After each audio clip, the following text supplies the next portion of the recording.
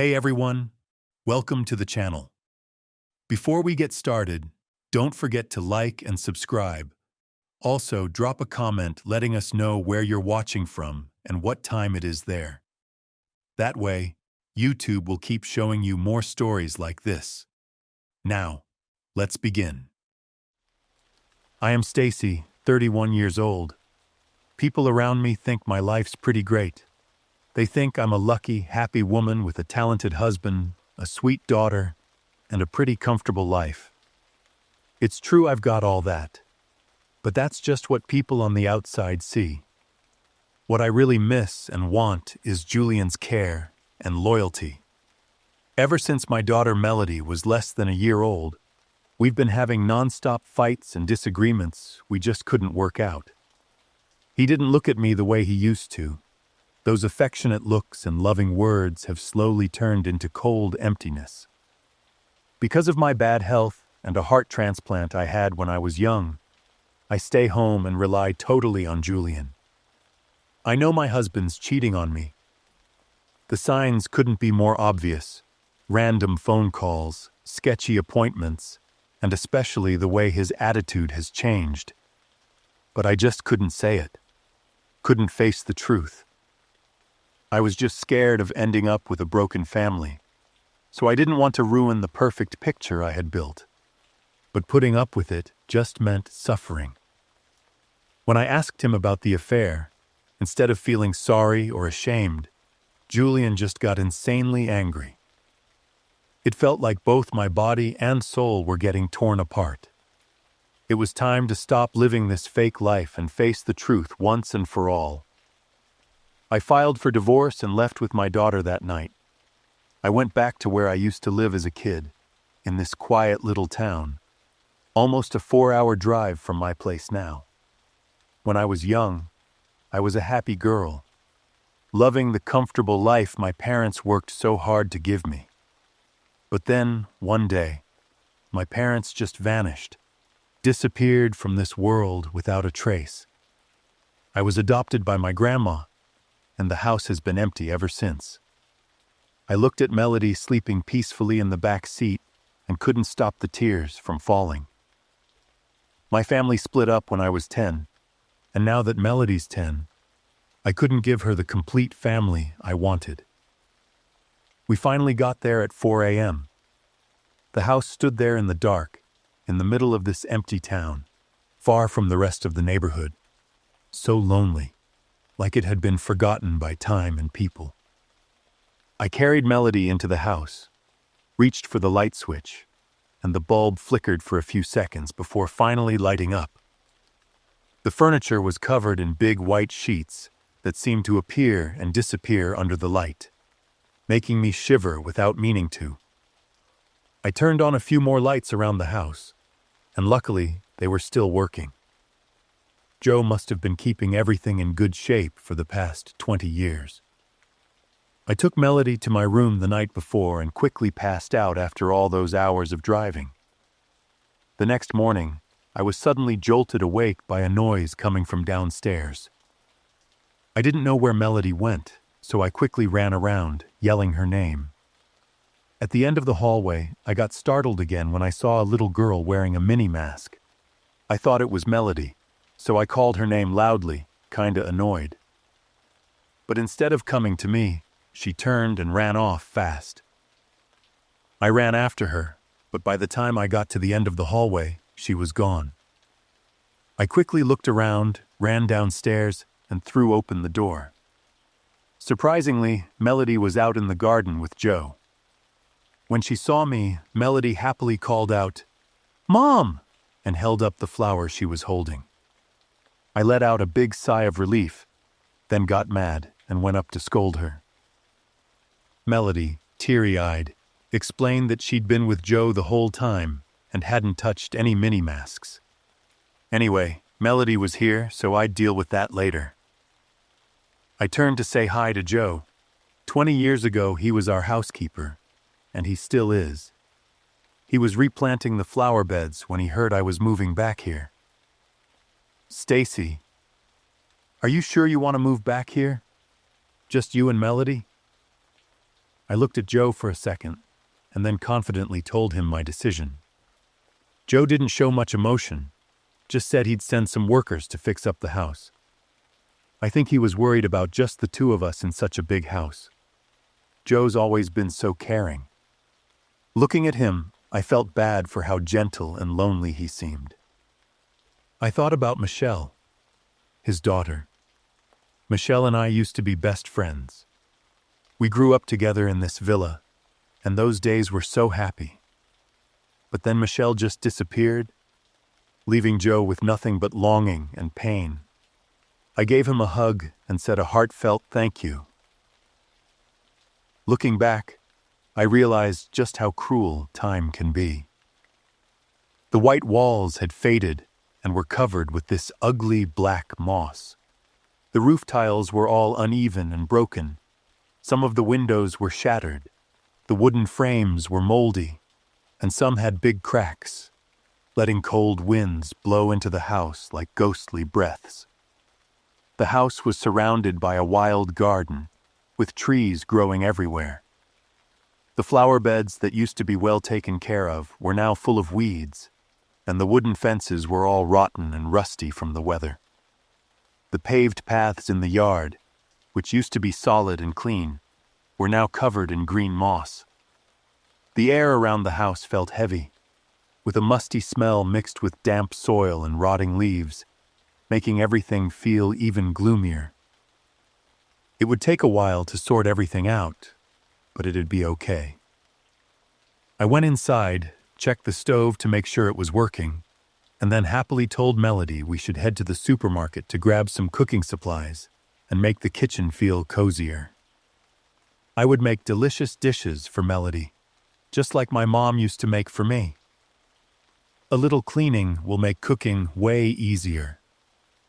The mom and daughter started cleaning up. I had Melody wipe down the kitchen counter, always showing her what to do and asking her to help with small tasks she could handle. The kitchen utensils were all still here, and the pots and pans my mom used were still around, but the knife set was almost completely gone. The drawer had small brown paint stains, like it had been cleaned but not very carefully. I couldn't remember when those stains showed up. "Mom!" Melody called out to me. I turned around and saw her standing in front of the oven, looking all confused. I started walking over, about to look down, when Joe called out loudly. He brought in the cleaning and repair crew and needed my daughter and me to get out of the way so they could work. I agreed and took Melody away, but she seemed unsure, looked at me with teary eyes, and suddenly started crying. I comforted her and waited until she calmed down, then asked her why she was acting like that. But Melody just stayed quiet and kept shaking her head. At first, I just figured it was an old house, maybe just making weird noises over time. But the weird stuff just kept happening more and more, and I couldn't keep my cool anymore. Melody was the first to pick up on something feeling off. One morning, Melody suddenly burst into my room, eyes wide, voice shaking. "Mom, I saw somebody, some stranger." I looked where she was pointing, but all I saw was a dark corner of the room, nothing out of the ordinary. I figured maybe Melody was just imagining things. The house was way too big for us, with too many dark corners where the light didn't reach. I would need to put up more lights. One night, while I was getting ready for bed, there was loud, urgent knocking on the door, and my daughter was yelling for me.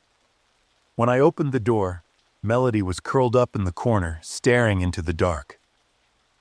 "Mom, there's someone," she said, barely getting it out. "They're right there." I tried to calm her down, but I could tell from Melody's panicked eyes that she wasn't making it up.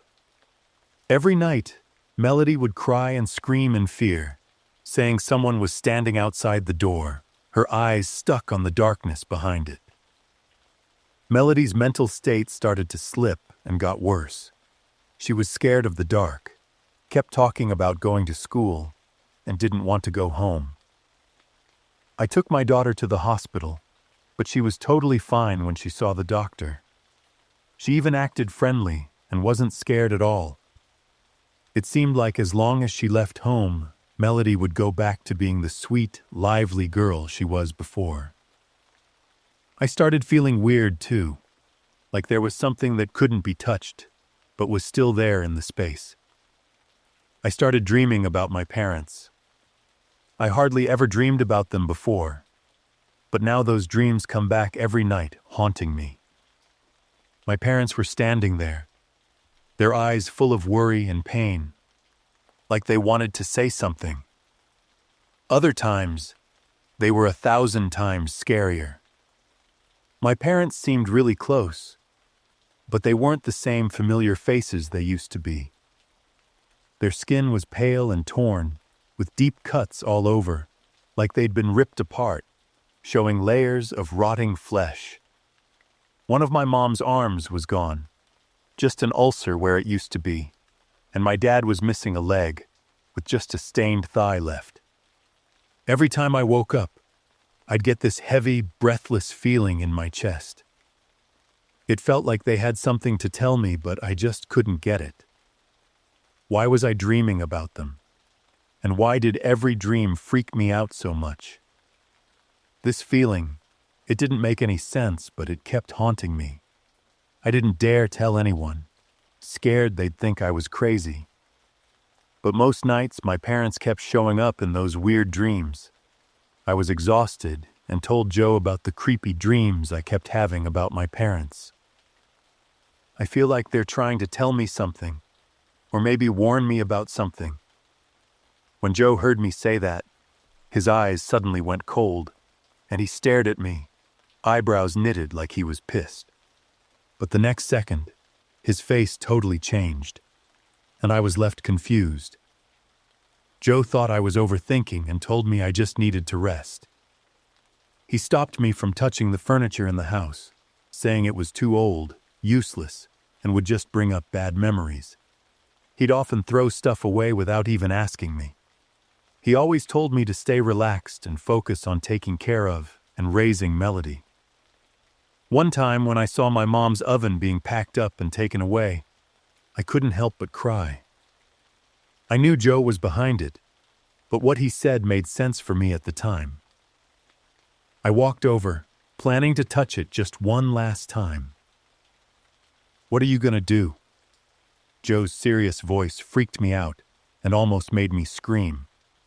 Joe showed up right behind me, his eyes cold and full of caution. Without saying anything else, he told someone to grab the oven and a few other things, then left while I was left standing there, totally confused.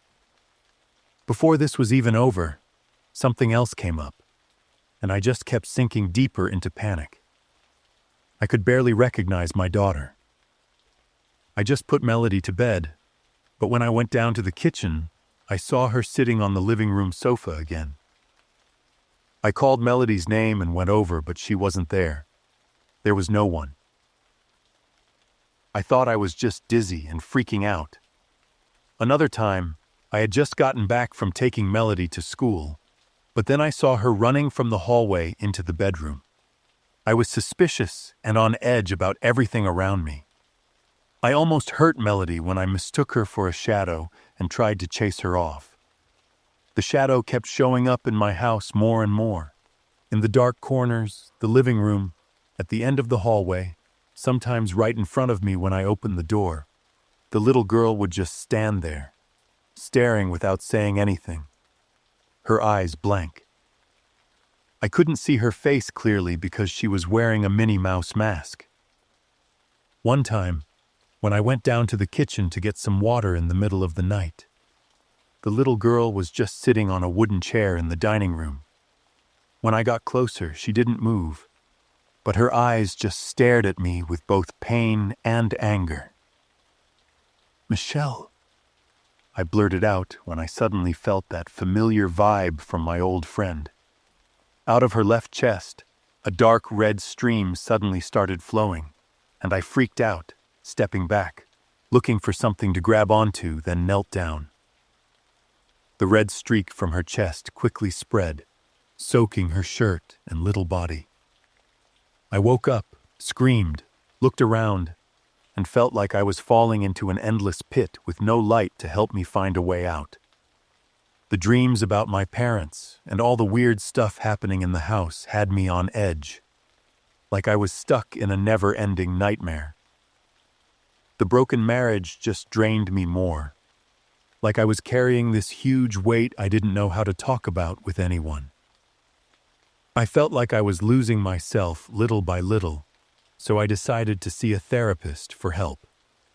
Maybe the messed up marriage made you more sensitive and put a lot of pressure on you. But who knows?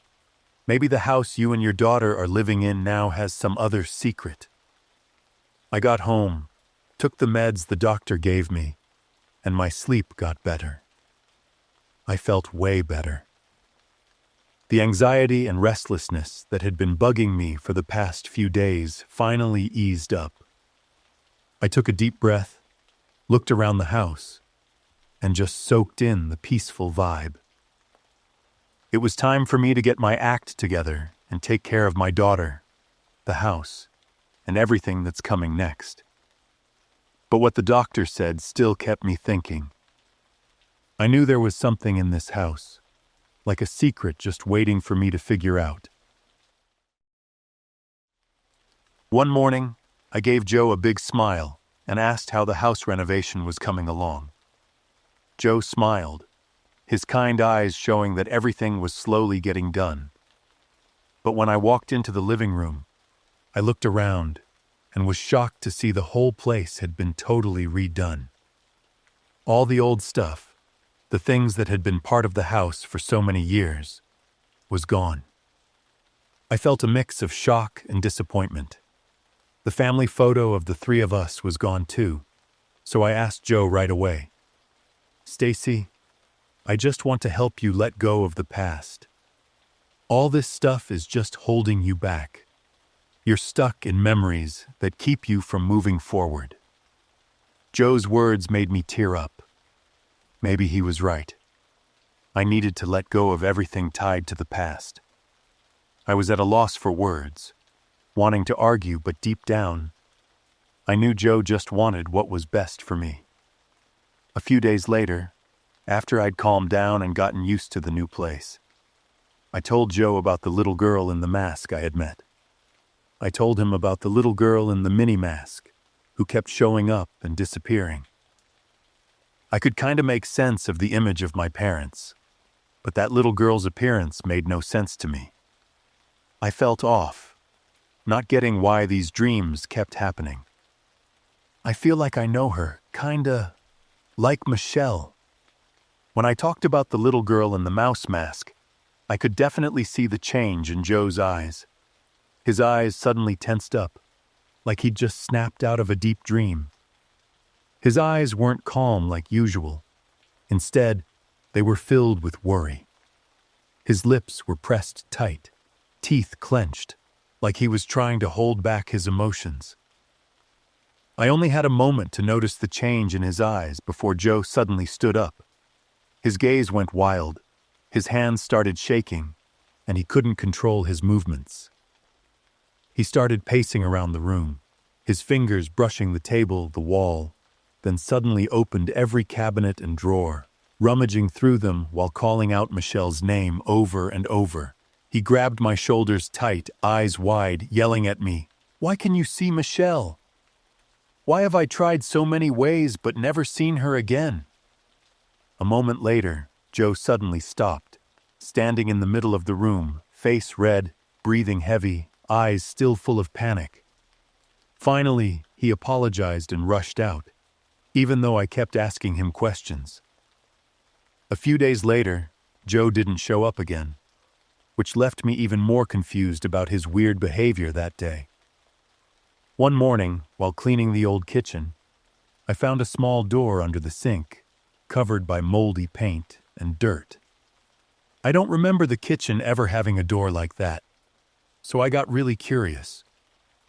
I opened the door and found an old wooden box with a rusty lock on it. My heart was racing. After grabbing a small hammer to break the lock, the box popped open, and inside were some papers and a few old photos. My hands were shaking as I went through the papers in the box. Some of the medical papers talked about my childhood illness and how I needed an emergency heart transplant to survive. The more I flipped through, the colder my spine got. The last page was Michelle's organ donation certificate. I collapsed on the floor, my whole body shaking. So Michelle wasn't actually missing. The heart beating in my chest is Michelle's, the friend I once loved. I wanted to confront Joe right then. I called him, but he didn't answer. For the next 2 days, I was a wreck, just living in panic and torment. Then one evening, I heard a knock on the door. I opened the door and saw Joe standing there, looking exhausted and drained. We sat down in the living room. I finally gathered the courage to tell him what I found in the wooden box. Joe didn't seem surprised at all. He just lowered his head and clenched his fists. "Yeah, Stacy, I killed your parents." The confession hit me like a punch to the gut. Your parents were so good to me and Michelle, just to get ready for the moment they took her away. They didn't just take my daughter's life, they broke my heart.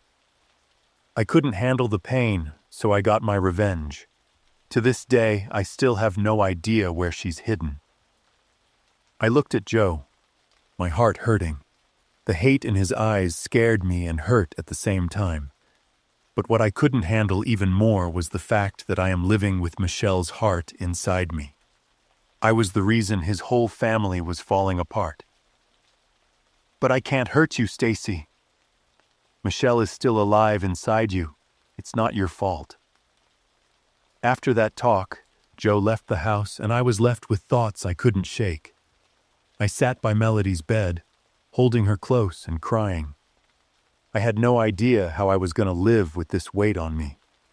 I loved my parents, but they did something I just can't forgive. I loved Michelle and was grateful to her because my life was swapped for hers. And I couldn't hate Joe because his pain was something I understood more than anyone. My hand was shaking as I held the phone, my mind torn between calling the police to end it all or staying quiet, hiding this awful secret to protect whatever fragile piece was left for Melody. One afternoon, I was walking around trying to find a way down to the basement because I couldn't find one of our suitcases. The light from my phone's flashlight lit up a corner of the basement. I spotted a small door in the corner of the room. I couldn't resist my curiosity, so I opened the door and walked in. I was surprised to see the room still had all the furniture Joe said he'd thrown away. A wave of nostalgia hit me as I looked at them, and I walked over, touching each one. When I saw the old oven, I suddenly remembered Melody's weird look when she moved in, like she had seen something awful inside.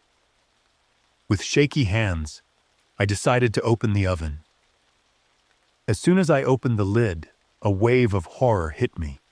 Inside was a human corpse, just dry bones left, hidden under a rotting shirt.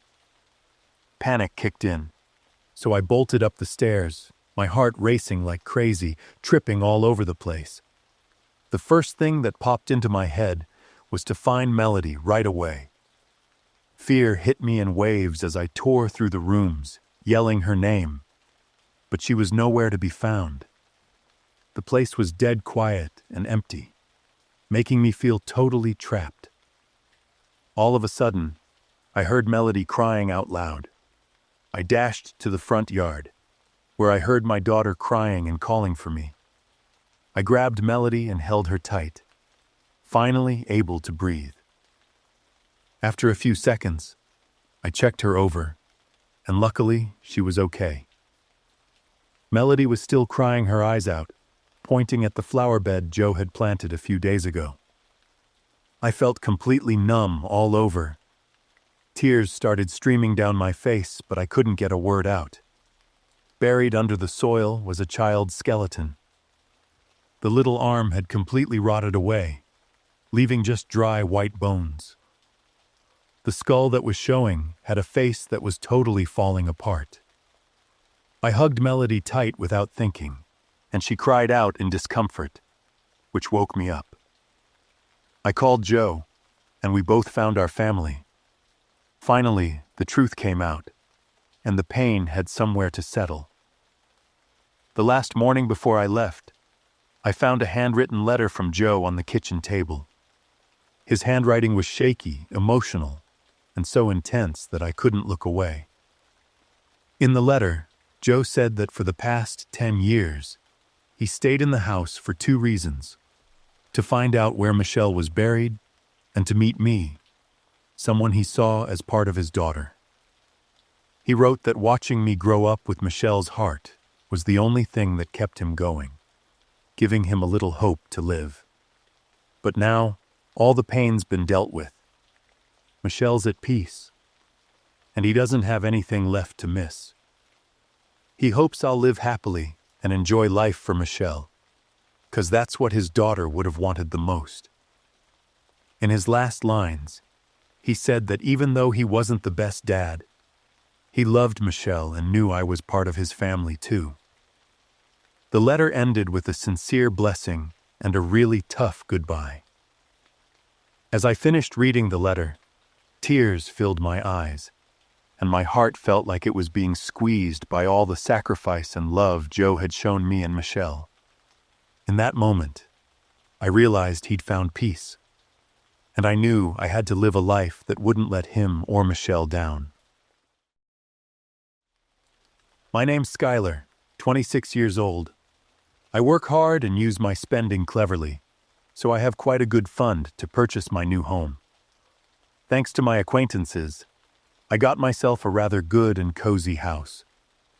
To be fair, it wasn't the most convenient, but with time and constant renovation, things can change. On my first day, I only hired the transportation. The cleaning up and setting up, I handled it myself. Seeing myself owning my own house when I was under 30 years old, I felt pretty good about myself. There was 3 bedrooms on the second floor and a dining kitchen living room on the first floor. The cleaning up was quite a hassle. There was quite a lot of dust there on the sofas and lockers. The sofa was rather new and seemed to be quite expensive. Well, no need to change it though. It's going to be quite a saving. There was a brown scribble on the sofa with the name Sheila on it. The handwriting was pretty sketchy. It seemed to belong to a little girl trying to write her own name on it. Next, it was the TV. I'm curious to see whether it was still usable due to its old model. When I tried to turn it on, the TV only showed a buzzing, scrambled screen, together with the hissing sound from the speakers. I tried to press on multiple buttons without any differences. Welp, let's take it to repair later. Maybe it should work. Under the wooden shelf where the TV stood, I came across once again the Sheila scribble upon it. Approaching the kitchen, I saw that the appliances was rather old and rusty, so I decided to just get rid of them all to put mine in. I searched the knife set and saw that 2 items were missing, nowhere to be found. There's a brand new oven in the closet, and I opened it to clean everything inside. I saw another Sheila written in brownish ink. This time there was a lot of them, and the letters all sagged down with rundown, showing a sense of dread and grief.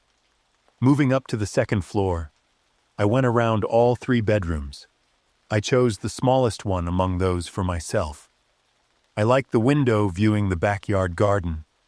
Plus, my personal belongings were just enough for this little room, enough to fill this room with coziness. Cleaning up the room, I saw under the bed the name of Sheila written countless times on the floor, still in that kind of brown ink. On the innermost corner of the room under the bed, that brown paint seemed to have stained a large chunk. My guess was that Sheila owned this room, and she had scribbled her name all over the places. I took a lot of energy to move the bed out and clean all the stains.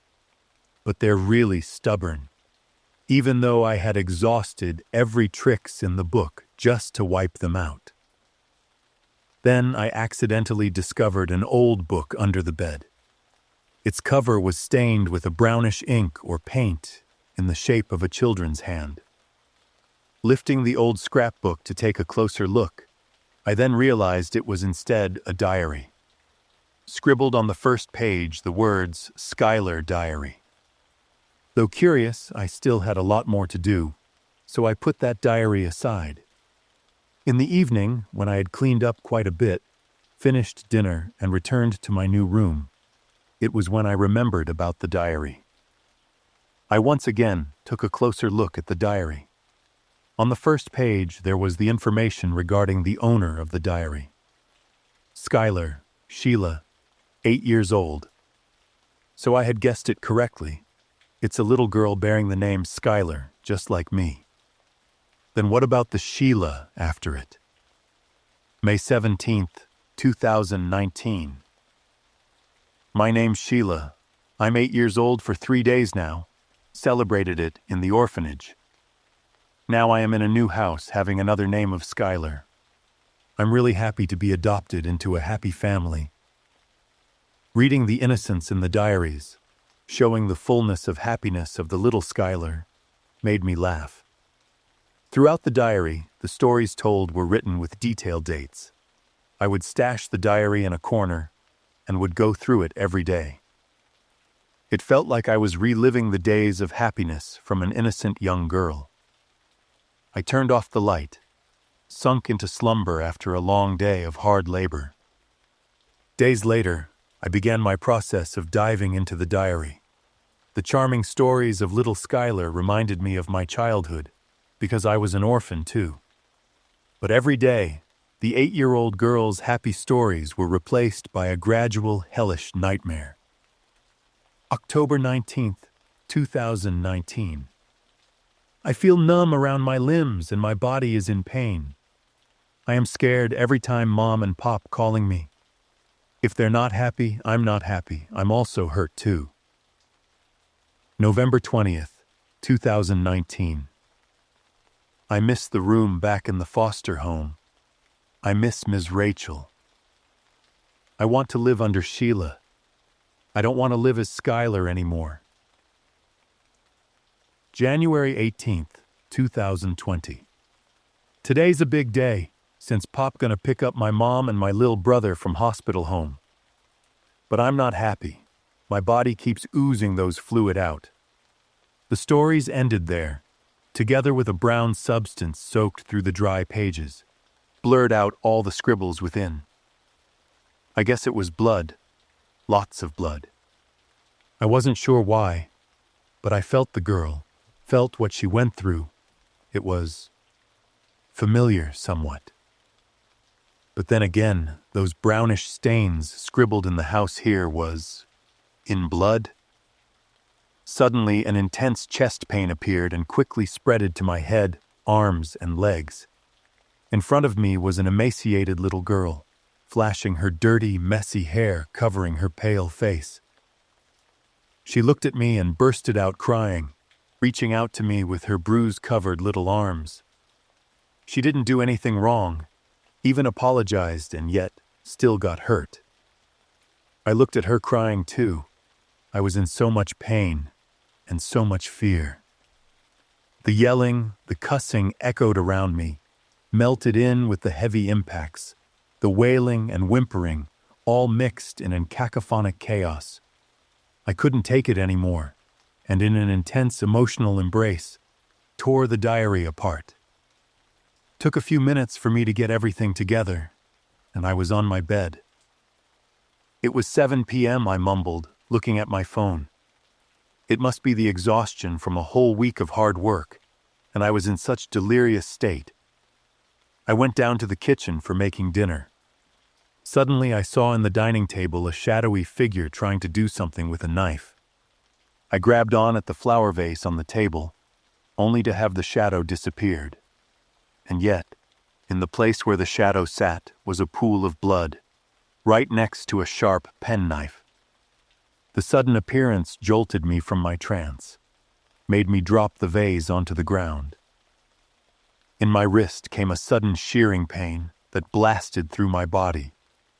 There was a very deep cut on my wrist, prompted me to rush to my room to get my medical equipment.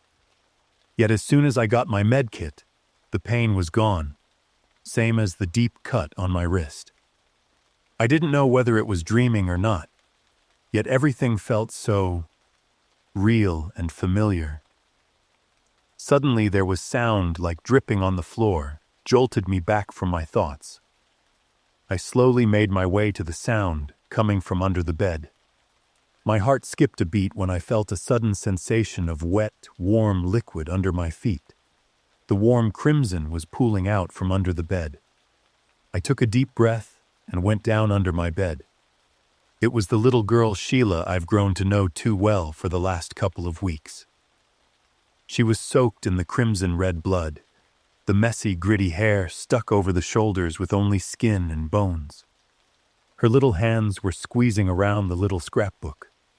She came over and smiled to me, the sweet and innocent smile that was full of suppressed pain. The smile woke up a memory buried deep within myself. This very house had been haunting me throughout my childhood. For many years apart, I came back buying the very house I wished to have left. The little girl, Sheila, under this bed. She is me. I'm Carrie, 31 years old. I'm really independent. When I turned 18, I moved out to start living on my own and be independent. At first, I stayed in a rundown mobile home that my cousin lent me. I worked 2 jobs at the same time. I was a waitress during the day and a bartender at night. I went a different route compared to my friends who were the same age. Everyone else went to college and then looked for a job, but I decided to earn money first, find a comfortable place to live, and then either go to college or stick with the job I was doing. After 4 years of working hard, I saved up some money. I rented a small house to gradually improve my quality of life. The house I rented belongs to Mr. Robbie, who's 56 years old. The house is pretty close to the center. There were quite a few things that needed fixing in the house, but I was able to tackle them while I was moving in. I also spent quite a bit on furniture. The biggest expense was the wardrobe for the bedroom. I was hoping Uncle Robbie would have one and leave it for me, but I was a bit disappointed. My budget was almost gone, but I had my own house. I was still working 2 jobs and was constantly busy, coming and going late. Even though I had a nice house, I was only home for about 5 to 6 hours a day. One night, I came home at 11 p.m., feeling awful. I usually came home around that time. But that day, on top of my usual fatigue, my feet were sore from standing for hours. All I wanted to do was soak in the tub. When I entered the bathroom, I paused for a few seconds as the hot steam surrounded me, and I noticed some wet spots on the floor. I guessed that someone from the construction team had used the toilet. But why didn't they use the one in the living room? I thought to myself as I walked over to the bathtub and turned on the water. When I went back to the bedroom to get my pajamas, I stopped in front of the large mirror. Let's talk a bit about the bathroom design in my room. It would have been fine if there wasn't a huge mirror in there. It was 1.5 times taller than me and wider than my arm's length.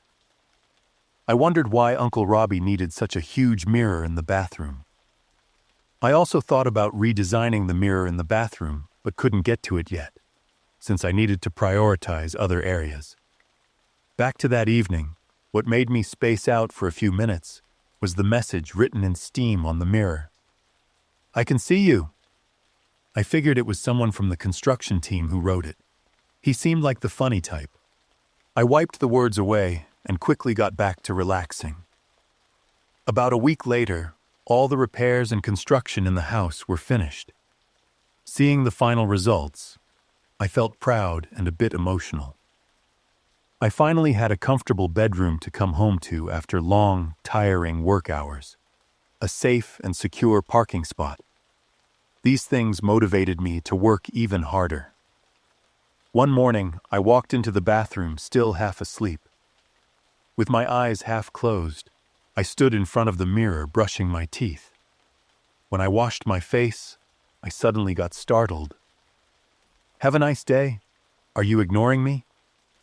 My nerves instantly went on high alert. I looked around the bathroom and bedroom, then ran down to check the kitchen and living room. I checked all the doors in the house. The main door and the back door had been completely replaced, and the windows had new locks. They were all still locked and showed no signs of tampering. I was sure I'd kept them locked since I wasn't home very often. With a baseball bat in hand, I checked every nook and cranny of the house to see if someone might be hiding. In fact, there was nowhere to hide in the small house, and I couldn't find anyone or anything suspicious. I pulled out my phone and called Uncle Robbie to ask if there were any other entrances to the house. "Do you mean rats?" "No, I mean a human passageway." Uncle Robbie assured me firmly that there were no other entrances. "Maybe the construction workers left it there just to mess with you." I thought the same thing after seeing that the furniture was still intact and tidy. There was no sign of any disturbance or intrusion in the house. I put it aside, and everything went on as usual for the next week, until that fateful night, when I woke up to go to the bathroom. Another line appeared on the mirror, and this time, it wasn't just a message. "I will haunt you." I reacted strongly and called Uncle Robbie again, even though it was already midnight. It wasn't until the third call that he finally answered. Without letting him speak, I bombarded him with questions about the mirror in the bathroom. "Do you remember me telling you about the special arrangement of things in the bedroom?" Uncle Robbie's words surprised me. Had I missed something? "There's going to be a large wardrobe in the bathroom instead of the bedroom." "But I don't see a wardrobe, just a huge mirror," I told Uncle Robbie and pushed the mirror. It suddenly moved, like a door opening, and behind it was indeed a large, dark wardrobe. When the glass opened wide, I was startled to see a man's face. His hair was messy, his eyes were wide open, and his mouth was grinning widely. The darkness of the wardrobe seemed to swallow his body, making it look like a floating head was smiling at me. I screamed as loud as I could, and on the phone, I could hear Uncle Robbie's anxious voice calling my name. I rushed out of the house, hid in the car, locked the doors, and called the police.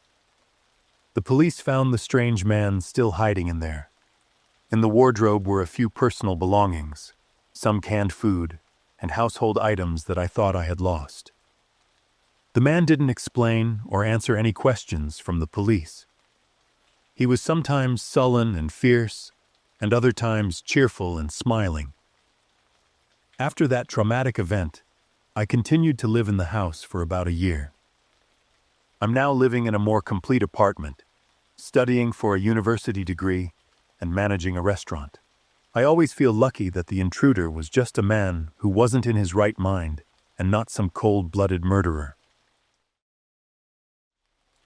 We've only been in this new house for a few months now. The house is out on the edge of town, not many people around, and there aren't a lot of amenities. But the air is really fresh. My room's on the first floor, near the living room, and my parents are upstairs. I picked this room because it's got a big window that looks out over the lake behind the house. I always leave the window open, and the breeze brings in the smell of flowers and grass, which makes me love the room even more. One night, I was up on my phone with my dog until after 2 a.m. I was watching a funny video and laughing when Pop suddenly jumped off the bed, ran to the window, and started barking like crazy. I jumped up and tried to get Pop to stop, or else my parents would wake up and realize I was still up, and they'd take my phone away. "Pop, stop it right now," I growled. but I barely whispered. At first, I thought Pop was barking at his reflection in the window on the left. But when I looked again, Pop was staring angrily at the right side of the window. I took a closer look, and it was like a jolt of electricity went through me. Outside the window, a pair of blue eyes were staring right at me. It took me a few seconds to process it all, and I tried to act like everything was normal. I signaled Pop to be quiet, picked up the glass of water, and pretended it was empty. I slowly got out of bed, opened the door, and went to the kitchen to get some water. "Pop, let's go get some water. You like snacks, don't you?" I swear I had to keep my fear in check just to sound as normal as possible. I didn't even have time to worry about whether Pop was following me or not. I just rushed up to the second floor. I knocked on my parents' door over and over, freaking out and saying someone was lurking outside, probably a thief. "Calm down, Michael. I set up a sensor light. If there's any movement, the light will turn on." Dad was lying on the bed, sounding pretty calm as he answered me in a sleepy voice. When my mom heard my dad's explanation, her face relaxed too, and she let out a big sigh of relief. "Why aren't you asleep yet, Michael?" Mom suddenly switched her attitude and expression. I was startled and said, "I was thirsty, so I went to get some water." "Good night, Mom and Dad." I quickly left. When I got back to the room, Pop was still sitting there, intently watching out the window. I went over and patted his head, saying, "It's nothing, buddy. Let's go to sleep." Looking out the window, everything seemed normal. I must have just been seeing things earlier. Pop was still sitting there, and I just went to bed and fell asleep pretty quickly. The next few days were normal, and I kept leaving the window open just like before. I officially started summer vacation and planned to make a bunch of great memories with my parents and Pop in the new house. With my dad's okay, I'd often swim with Pop in the lake behind the house every afternoon. A few times, I invited friends over to camp by the lake overnight, and everything went great. About 2 weeks into the vacation, one night, I stayed up late playing games with my friends. Suddenly, Pop's growling got my attention. He looked toward the window again, his eyes angry, showing his teeth and growling like he was ready to fight at any moment. I took off my headphones and said, "Pop!" "What's wrong this time?" I don't know why my heart was racing so fast at that moment. I looked towards the window and saw a pair of blue eyes. I stared carefully and kept looking back multiple times. But it was pretty dark outside, so I wasn't sure if I was seeing things correctly. I didn't dare to stand up and check, imagining that something terrible might happen to me. I felt pretty confident because I remembered what my dad said, but I was curious about Pop's reaction. "Michael, are you playing games again?" Mom's voice startled both me and Pop. I didn't answer her because I heard noises coming from outside. Looking out the window, I was shocked to see a black shadow moving toward the lake. Pop lost it and started barking loudly. "Michael! I know what you're up to. Open the door now." I looked away from the window for a few seconds, and when I looked back, the black shadow had disappeared. I rushed to the window and looked around, but there was no one there. Mom's knocking got more and more urgent, so I ran to open the door and got a tongue lashing. But I couldn't focus on what my mom was saying, as I kept glancing toward the window, and the shadow of that creature seemed to linger in my mind. The next morning, I went to find my dad and told him everything with a really serious look. My dad was skeptical about what I said, so he decided to check the sensor light, and it had been broken for a while. The thought of some weird creature following me so many times really shook me up. I went into detail with my parents about its eyes and appearance, and how it suddenly vanished near the lake. Is it possible you were just hallucinating because you stayed up too late playing games, Michael? Mom's question made my dad hesitate and look at me with a questioning look. But Pop, how could a dog's senses be wrong? I immediately argued back, and my parents just looked at each other in silence and didn't say anything more. From that day on, I kept the windows shut and the curtains drawn all the time. My dad also installed a bunch of sensor lights and alarm bells around the house, just like I wanted. But I still couldn't relax and ended up dealing with constant insomnia. Seeing that my physical and mental health was getting worse, my parents took me to see a psychologist. The police also came by several times at night to search the house, but they didn't find anything unusual. One day, I suggested to my parents that we move to a different place. That same day, the local news reported that they'd finally arrested a thief who had been on the run for months. He'd committed a total of 36 robberies, and what stood out to me were his striking blue eyes. My parents thought it was very likely that I had seen him, but I still wasn't completely satisfied and didn't feel fully reassured. Following my wishes again, my parents decided to fill in the pond behind the house and build a big warehouse. While draining the pond, they found a bag and a mask that thieves often use. So, he probably jumped into the pond to escape that night. Since the pond wasn't very deep and he was tall, it makes sense he could have done that. I slept better and made sure to lock the door carefully every time. Luckily, I had Pop, a big and brave dog. My family moved to the new house when I was 7 years old. The house was spacious with 3 bedrooms. My parents said I could choose to sleep with them if I wanted. But at that time, I always followed my 12-year-old brother in everything.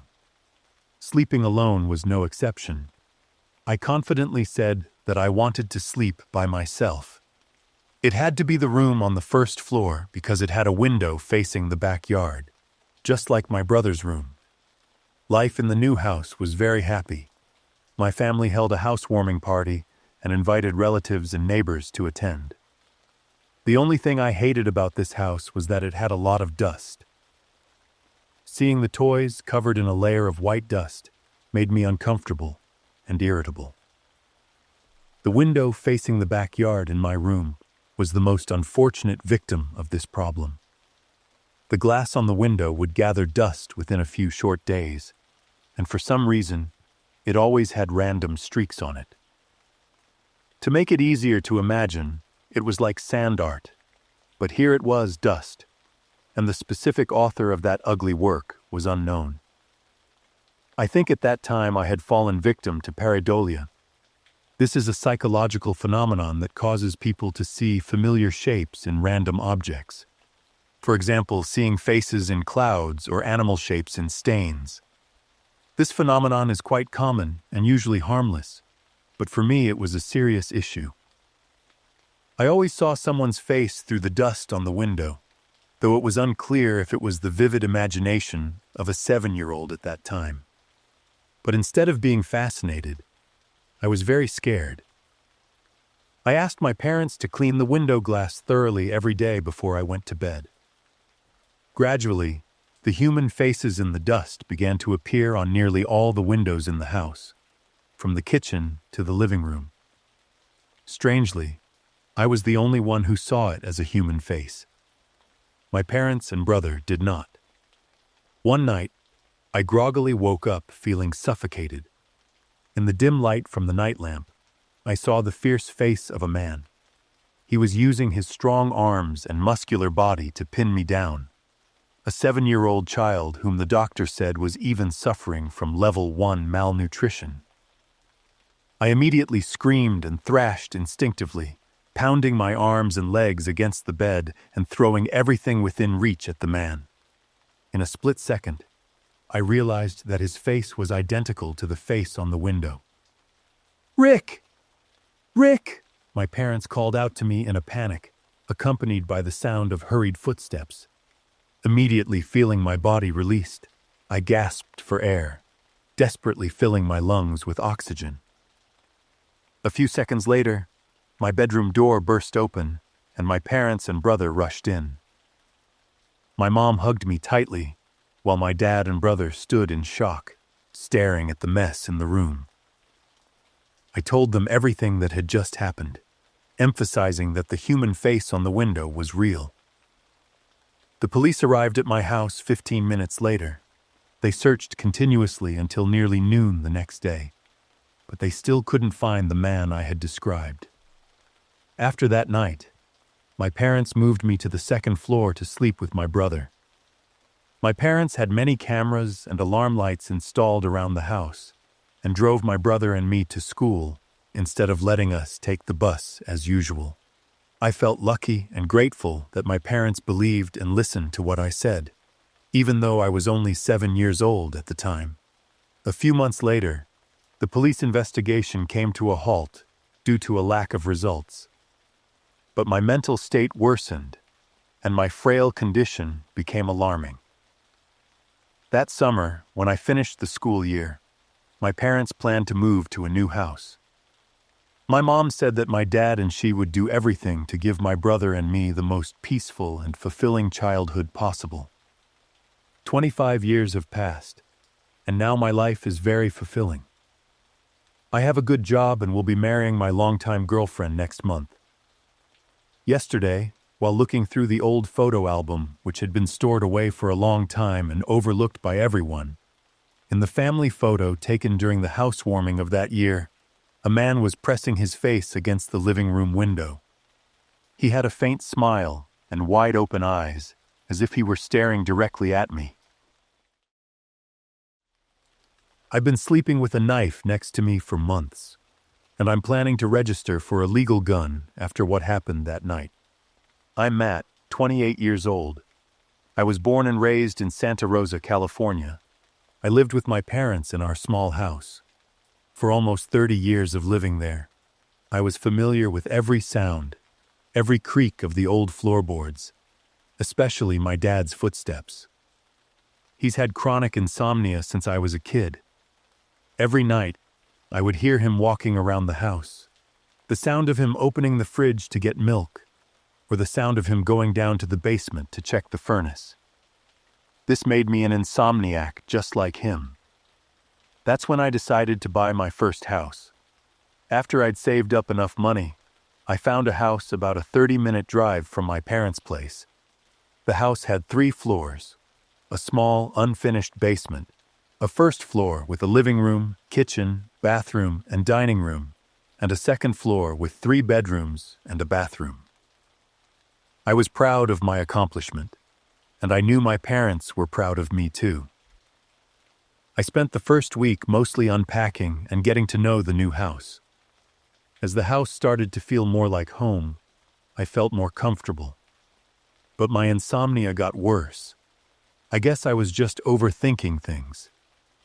I took a melatonin and a sleeping pill my doctor had prescribed for me. That night, I slept very soundly, partly because of the medication and partly because I was exhausted.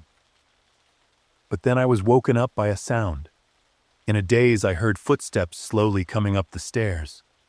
My brain automatically created a familiar feeling for that sound. Dad is up at night again, I thought to myself, and I was about to roll over and go back to sleep. But the footsteps stopped right outside my bedroom door. My mind started to clear. My eyes flew open. I was in my own house. My heart started to pound. I lay motionless, trying to listen. The house was terrifyingly silent. "Dad?" I called out loudly. No one answered. I slowly sat up. The room was dark, with only a little faint light from the street lamp shining through the curtains. I reached for the switch on my bedside lamp and turned it on. I slowly walked to the door and put my ear against it, listening. But I didn't hear anything. After a few seconds of hesitation, I turned the doorknob and opened it. I saw an empty hallway. I stepped out and turned on the hallway light. The light flooded down the stairs. I went to each room and turned on the lights. The second bedroom was empty. The third bedroom, which I planned to use as an office, was also empty. The bathroom was the same. Finally, I went to the top of the stairs and looked down. There was a man standing at the bottom of the stairs, looking straight up at me. He was tall, wearing a black hoodie. His face was covered by a simple white mask with no expression. His eye holes were staring right into my eyes. He wasn't holding any weapons. He was just standing there, looking. For a moment, we both stood still like statues. I could hear my heart beating like a drum. Then, a sudden anger welled up, overpowering my fear. I, as the owner of the house, yelled, "Get the hell out of my house!" The man didn't say a word. He slowly turned around and walked toward the front door. I heard the door close softly. I ran downstairs, my heart racing. My hands trembled as I locked the front door securely. I needed to call my dad. I reached for my phone in my pocket. Just then, I heard the sound of a door closing from the back of the house. The blood in my veins ran cold. While I was focused on the man in front of me, someone else had gotten into the house without me knowing, and they had just left. I stood in the middle of the living room, my whole body shaking, my mind blank with fear. My phone buzzed in my hand. I pressed the answer button. "Matt? Why are you calling so late?" My dad's voice sounded worried. "Someone broke into my house. Are you okay? Why didn't you call the police?" I suddenly realized I had made a mistake. I called 911 with my hands still trembling. 10 minutes later, 2 police officers showed up at my door. They checked the whole house, from the basement to the second floor. Then they sat with me in the living room to take my statement. The police asked me for details about the intruders. I described a tall man wearing a black hoodie and a white mask. I didn't see his face. They asked if anything was stolen. I looked around the room. The TV was still there. My laptop on the table was also there. My wallet on the kitchen counter hadn't been touched. Nothing was missing.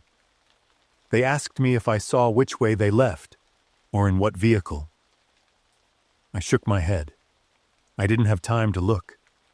I just heard the door close. The police checked the windows and found the point of entry. The kitchen window frame had been bent, just large enough for an adult to climb through. It looks like they didn't have the intention of stealing.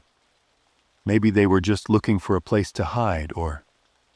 The officer didn't finish his sentence, but I understood what he meant. After the police left, I no longer felt safe in my own home.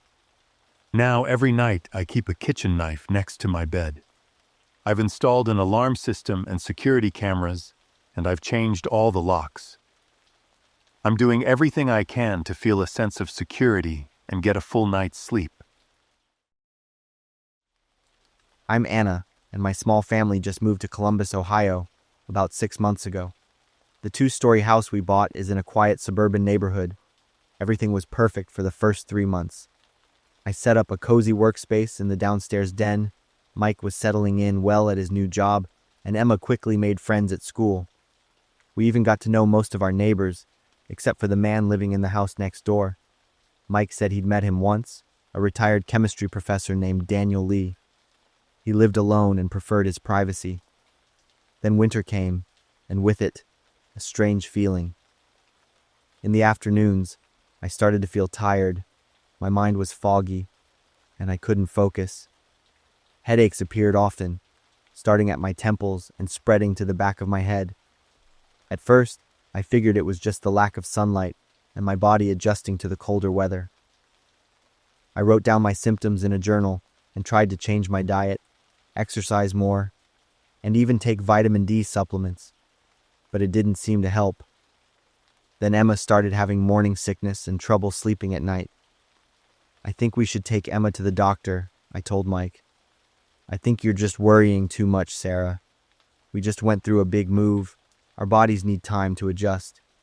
Maybe Mike was right, but I was still going to keep an eye on everything. I started tracking the times we felt worst, the food we ate, even the weather. After a week, the results showed our symptoms seemed to get worse in the evenings and early mornings. One day, I felt my body suddenly and noticeably exhausted after a visit from our neighbor, Mr. Daniel. Mike thought he was pleasant, but I didn't. His eyes were too intense, his smile fake, and he always found reasons to come over more often. The situation became serious when Emma had a seizure at school. The results came back. Emma didn't have a fever, and all tests showed nothing unusual. We were sent home with advice to monitor her and come back if she had more seizures. After Emma fell asleep, I told Mike, "I think there's something in this house making us sick, and Mr. Lee is involved." Mike was surprised. "Daniel?" "He's very friendly. He has a chemistry degree and researches narcotics." I looked him up. "So what?" "That doesn't incriminate him. I've seen him lurking around the house when you're at work, and our symptoms get worse every time he comes over. You're being paranoid. Maybe you should see a therapist." I felt helpless and disappointed after talking to Mike. He insisted on defending a stranger instead of worrying about his wife and daughter. I ordered small surveillance cameras online, placing them on the porch, at the front door, and in the main ventilation room. I also bought an air testing kit and sent samples to a private lab. I started sleeping in Emma's room for her safety. One night, I heard a sound, a soft hiss, like gas escaping. I turned on the light and checked around, but saw nothing. The next morning, I checked the cameras. At 2 a.m., Daniel Lee approached our house, wearing a gas mask and carrying a small device. He moved to Emma's window, but seemed to give up when he noticed the window was tightly closed. I felt nauseous and terrified. I was right. He was poisoning us, but why?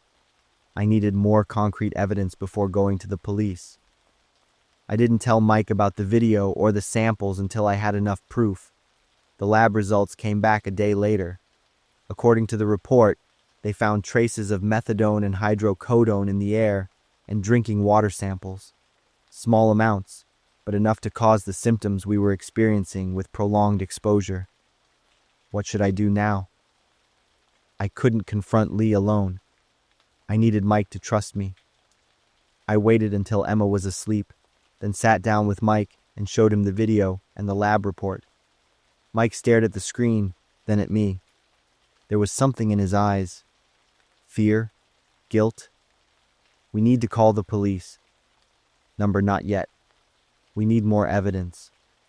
"Mike, he's slowly killing us. I'll talk to Daniel tomorrow. There might be an explanation." Mike's answer confused me even more. Why would he want to talk to the person harming his family? Why not call the police immediately? A horrifying thought suddenly struck me, but I immediately dismissed it.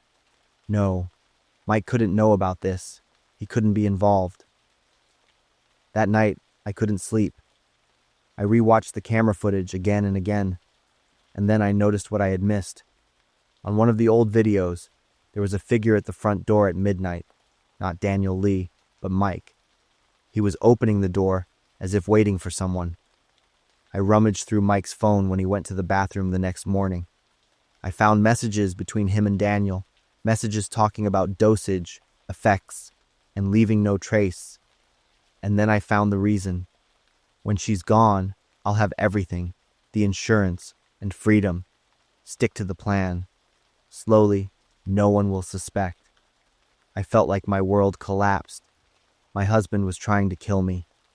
I took screenshots of the messages, backed up the videos to a hard drive that I hid in my bag. I told Mike I was taking Emma to the doctor for further checks. Instead, I drove straight to the police station. They arrested Mike and Daniel that very day. A search of Daniel's house revealed a mini laboratory where he concocted drug mixtures.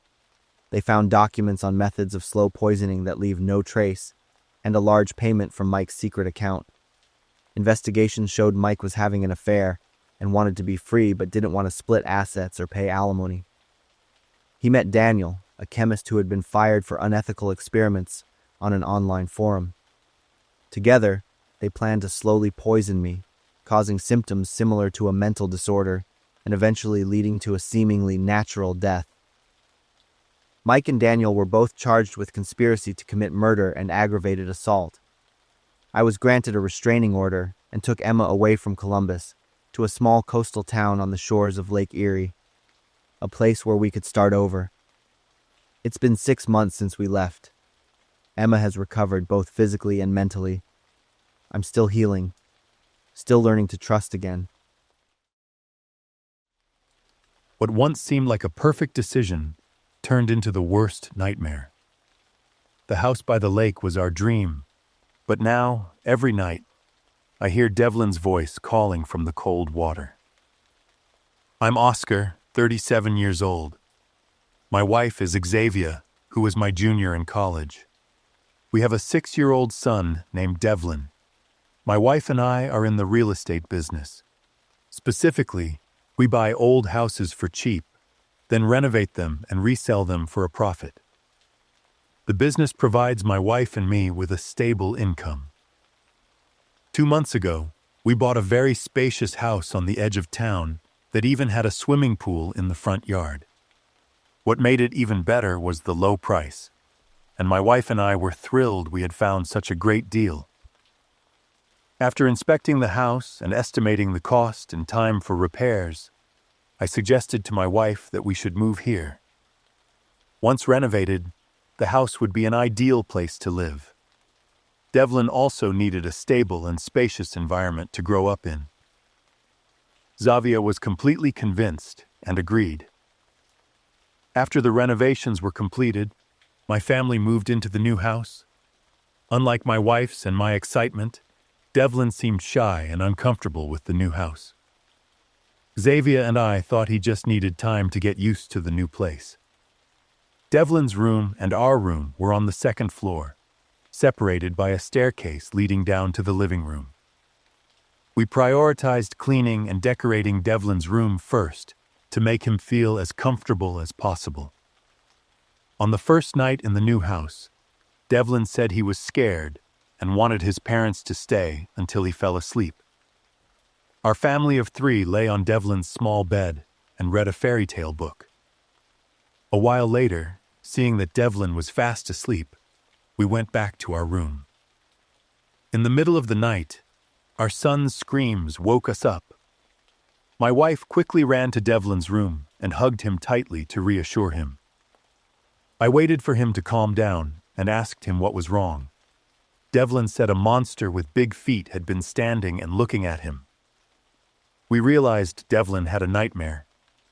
Xavier told me to go back to our bedroom and that she would stay with him. Devlin's mood got worse over the next few days. He was always scared and said he kept hearing a voice whispering in his ear. We were quite worried about our son's health, so we hired a psychologist to come to the house. We waited in the living room while Devlin talked to the doctor upstairs in his room. About an hour later, the psychologist came downstairs and said Devlin had an anxiety disorder. She told us we needed to pay more attention to him and talk to him more. But contrary to what the psychologist said, Devlin's behavior became increasingly abnormal. At times he was timid and shy, and at other times, he was aggressive and easily angered. One morning, while I was with some construction workers retiling the living room floor, I was startled by Xavier's yelling from outside in the yard. When I ran out, I saw Xavier and Devlin getting out of the car. Xavier was very upset, uttering words of blame, while Devlin looked sad with his head down.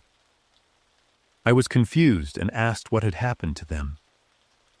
Xavier said Devlin had been suspended from school for a few days due to his rebellious behavior and for hitting his classmates.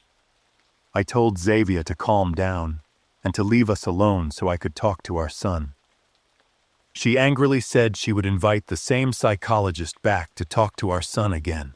She's dead. Devlin's words froze my wife and me in place. I knelt down, looked Devlin straight in the eyes, and gently asked him where he got that information. Devlin said the mysterious voice told him that. Xavier quickly called the female doctor, but the person who answered the phone was her mother. She told us that her daughter had been in a car accident for reasons that were unclear. The day of the accident was the day after she spoke with Devlin. We were incredibly confused about everything and decided we had to pay more attention to Devlin. On the days he was not in school, Devlin just stayed in his room and painted. My wife and I spent time talking and listening to Devlin to understand his state of mind. I also reduced my work hours to take our son out to play. The most important thing to us now was our son. Xavier and I didn't want to make any mistakes in raising Devlin, and we didn't want to miss any of his developmental milestones. One night, I woke up to a very loud noise from the swimming pool. I quickly went to check, with Xavier anxiously following behind. When we got there, I was stunned to see Devlin's small body floating on the surface of the pool. Xavier screamed as soon as she saw the heartbreaking scene. Everything seemed to collapse. We couldn't believe we had lost Devlin forever. The incident happened so quickly that Xavier couldn't recover. She blamed me for not prioritizing installing a protective fence around the pool. I also reached my breaking point and said some harsh things to my wife. Xavier immediately packed her things and left. I didn't hold on to her or even look after her for a second. I stayed in this house full of grief alone, and I chose to work to temporarily forget everything. I sleep in Devlin's room because I miss my son so much. Many nights I hear Devlin's screams for help. I wake up, hug my son's small pillow, and cry. I blame myself for indirectly causing Devlin's death. Sometimes in our busy lives, we forget that the most important things are right in front of us. A child needs to be cared for not only with material things, but also with our time, our listening, and especially their safety. Protective measures may seem as simple as a pool fence, but the smallest oversight can lead to a lifetime of regret. Take the time to truly be with your children. Listen to their fears, and never compromise a child's safety for any reason.